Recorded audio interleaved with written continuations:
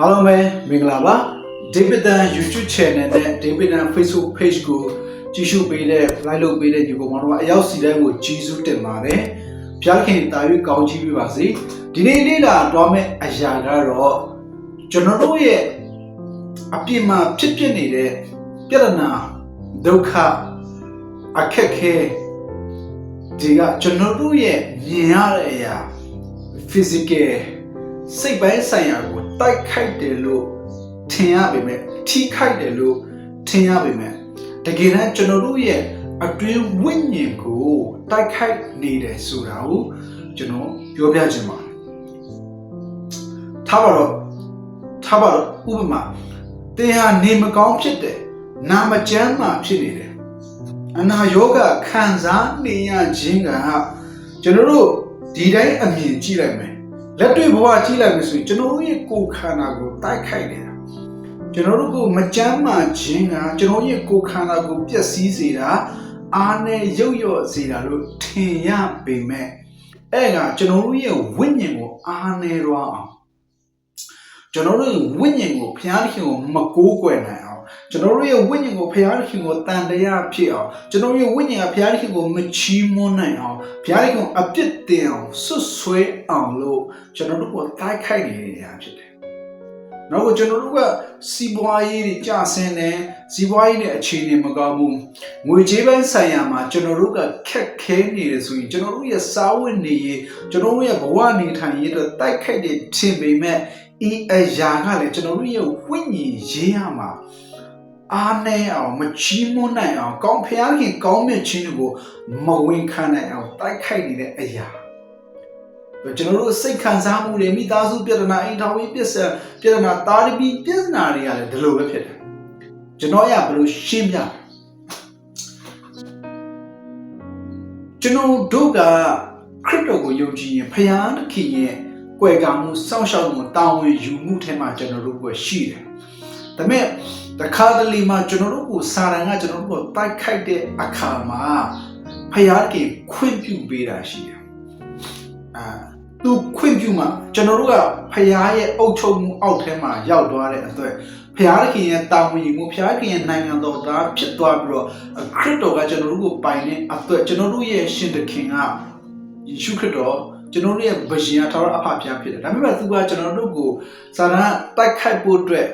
လှုပ်လာတဲ့ခါမှာဖျားခင်ခွင့်ပြုလိုက်ကျွန်တော်တို့ကိုဝင်လာတယ်အဲ့ဝင်လာခြင်းကခုနကပြောကျွန်တော်တို့မြင်ရတဲ့အရာကိုတိုက်ခိုက်နေတာမဟုတ်ဘဲနဲ့ဝိညာဉ်ကပြစ်မှားဖို့မာယွန်းဖို့ဖျားကိုအပြစ်တင်ဖို့ဆိုတာကျွန်တော်တို့တွေ့ရတယ်ဒါတော့ကျွန်တော်ယောဘကိုလေ့လာကြည့်တဲ့ခါမှာ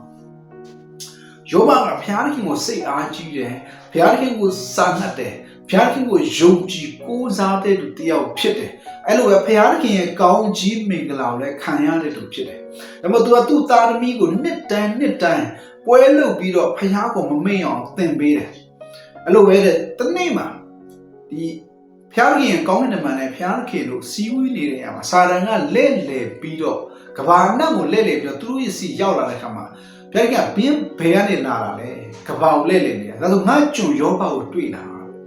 သူဟာဘလောက်ဖြောက်မှတ်လဲငါ့ဘုံမှာဘလောက်ချီးမွမ်းလဲဘလောက်တောင်မှ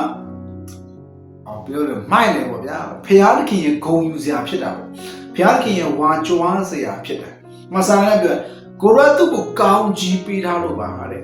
ကိုရတုကိုစီးစိမ်နေနဲ့ကြွားခြင်းပေးလို့ပါအဲ့ဒီကဖြက်စီးလိုက်ရင် तू ကအဲ့လိုမဟုတ်တော့ပါဘူးလို့ပြောတယ်အဲ့ဒီမှာဖျားရဲ့ဟုတ်ပြီတဲ့ဆိုငါခွင့်ပြုတယ်ဒါပေမဲ့သူ့ရဲ့အသက်ကိုတော့မထိနဲ့ပြောတဲ့ခါမှာစာရန်ကစုံစမ်းတယ်ဘာလို့သူ့ရဲ့ပိုင်ဆိုင်မှုအားလုံးယောဘရဲ့ပိုင်ဆိုင်မှုအားလုံးကိုဖျက်ဆီးတယ်တချို့ကမီးလောင်တယ်တချို့ကလေပြင်းမုန်တိုင်းနဲ့ပဲတချို့ကဗာလေတကူတမနေနဲ့လှုပ်တယ်နောက်ဆိုသူ့သားသမီးတွေပေါ်မှာအသေးတက်လိုက်ပြီးတော့ယောဘကိုတိုက်ခိုက်တယ်ဒါဆိုရင်ကျွန်တော်လက်တွေ့ကြည့်ရတော့ယောဘရဲ့စီးစိမ်ပြုတ်သွားခြင်းယောဘကအဒီချမ်းသာတဲ့ဘဝနဲ့လူမွဲဘဝဖြစ်သွားတာကသူ့ရဲ့ငွေကြေးပိုင်းဆိုင်ရာတိုက်ခိုက်မှုကြွဝန်းကျင်တိုက်ခိုက်မှုစီးရင်ခြင်းတိုက်ခိုက်မှုလို့ဖြစ်ပေမဲ့နောက်ွယ်မှာအဲ့လိုမဟုတ် လိုပဲသူ့သားသမီးတွေတည်ဆုံးသွားတာကယောဘရဲ့စိတ်ခံစားချက်ကိုတိုက်ခိုက်တာယောဘရဲ့မိသားစုပြဿနာကိုတိုက်ခိုက်တယ်လို့မြင်ရပေမဲ့တကယ်စာတန်လိုချင်တဲ့အရာက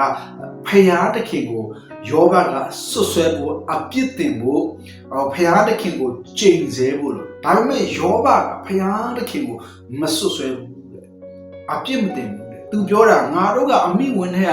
ဘာမှမပါပဲထွက်လာတဲ့လူတွေဘာမှမပါပဲပြန်သွားပဲလေ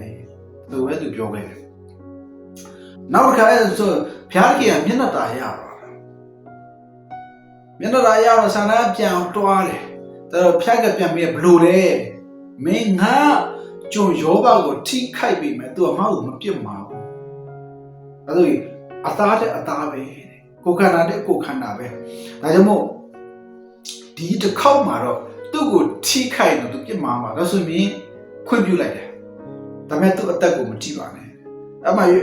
စာရဏယောဘကိုအနာပေါက်တကူလုံးကိုအနာပေါက်စေခဲ့တယ်။အိုးဂျမ်ပဲနဲ့ချစ်ပြီးတော့ဝေဒနာခံစားတယ်။ဒါကျွန်တော်တို့မြင်ရကယောဘရဲ့အနာကယောဘရဲ့ကိုယ်ခန္ဓာကိုတိုက်ခိုက်နေတယ်လို့ထင်ပါ။ဒါပေမဲ့တကယ်တော့ယောဘရဲ့အနာယောဂဝေဒနာ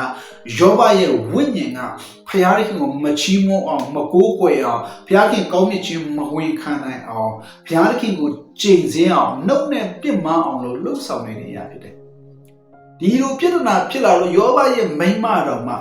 စာတန်ရဲ့ကြော့ဝဲထဲမှာပါလာပြီးတော့မင်းဖျားအောင်မင်းကိုးကွယ်လေမင်းဖျားအောင်မင်းအော်လေလို့ပြောတဲ့အခါမှာယောဘမှာပြန်သားတယ်မင်းမိန်းမဆိုမိန်းမယုတ်